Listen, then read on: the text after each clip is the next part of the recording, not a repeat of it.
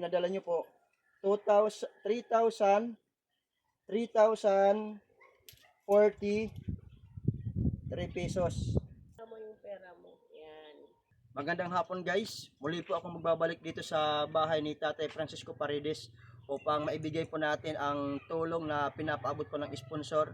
At kagagaling ko lang po ngayon sa Western Union. Na-claim ko po yung pera na padala galing sa Israel. At nagpapasalamat po ako sa sponsor na patuloy pong pagsuporta at pagpapaabot ng tulong kay Tatay Francisco para sa kanyang pagpapagamot hanggang sa gumaling po siya. Siya po yung beneficiary po ni ma'am na tinutulungan po para mapagamot po si Tatay Francisco sa kanyang sakit na TB dahil kailangan po yung treatment sa kanya na hanggang sa gumaling siya. At siyempre sabi pa nga ng doktor, pag naumpisahan na yung gamutan sa TB, madalas siyang gutumin. Kaya ang concern ni Tatay Francisco, matulungan po siya sa kanyang financial na panggastos araw-araw. At nandito ko ngayon sa kanila, pupuntahan natin guys. Tara. Hello Tay.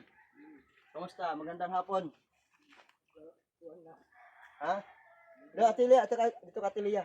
Si Atilia na lang. Nakalma na.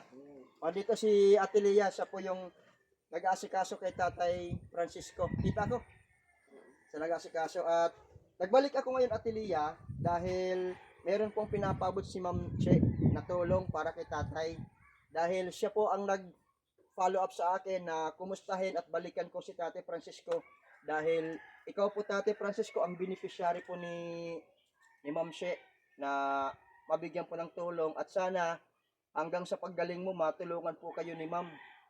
At lalong-lalo na yung pangpagamot mo. Kasi yung medisina libre naman Wala pong bayad. Libre yung gamot, walang bayad. At Pagkain lang kailangan niya at siyempre pagkain Pamasahe. para kay Tatay at pamasahe para kina Ate Lea. At siyempre Tay, napakabait ng Diyos dahil ginamit na instrumento si Ma'am. Dahil si Ma'am po nasa Israel. Kasi kahit may gira sa Israel, patuloy po siyang tumutulong po sa inyo. Ganun po ka mabuting tao si Ma'am.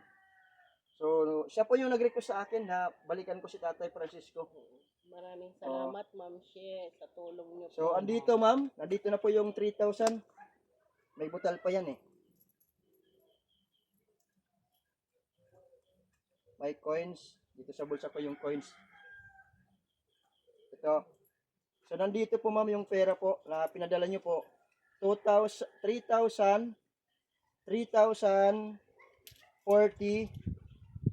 3 pesos. So, ibibigay ko to sa'yo.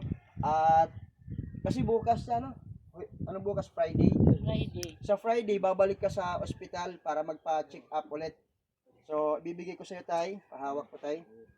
1, 2, 3. At ito po, Tay. Yung po yung panggastos mo. At magagamit mo yung pampasahe, ha? Kina Ate Lea, ha? Ikaw nang bahala kay Ate Lea. Kasi ako naman, meron akong ibibigay kay Ate Lea. So, mga next week pati. Ibigyan kita, ha? Okay. Kasi ako yung nagbibigay sa kanya kay Ate Lea para at least matulungan po si Tatay Francisco dahil nga, yung kalagayan niya, mag-isa lang po siya dito sa bahay niya. At sana rin po, mayroon pong magpaabot ng tulong sa kanya kahit man lang banig, unan, at saka kulambo at kumot dahil doon lang po siya nakahiga sa loob. Ayun. Ayan, yun po yung higaan niya. Ayan. Yan ang higaan niya. Wala po siyang unan. Atras balik ka. Wala siyang unan, wala siyang kumot, wala siyang kulambo. Yun po yung kahilingan din po ni Tatay Francisco na sana habang balik ka Tay. Habang nagpapagamot siya hanggang sa gumaling, patulungan din po sana natin na mabigyan po siya ng unan, kulambo at kumot. Kasi po, natutulog po siya na walang, kasi nalilito ako.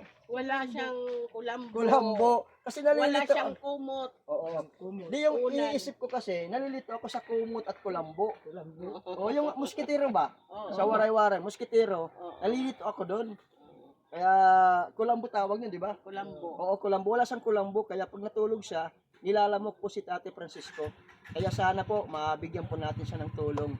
At nagpapasalamat ako sa Diyos na natulungan po natin ulit si tatay at nabigyan po siya ng pera, pangbili po niya ng pagkain at bukas babalik po siya sa ospital. At maraming salamat ma'am sa pagbibigay mo ng tulong kay tatay. Sana po siya po yung maging beneficiary niyo po hanggang sa gumaling po si Tatay Francisco. So maraming salamat Ate Lea, maraming salamat po. Ma'am Che, maraming salamat sa tulong niyo kay Tatay Iskoy. Oo. More blessings in At comfort ni Lord. Oo, pag-ingat po kayo palagi dyan ma'am sa Israel at sana'y maging maayos po yung kalagayan po nyo dyan sa ibang bansa. So maraming salamat at God bless po sa iyo ma'am.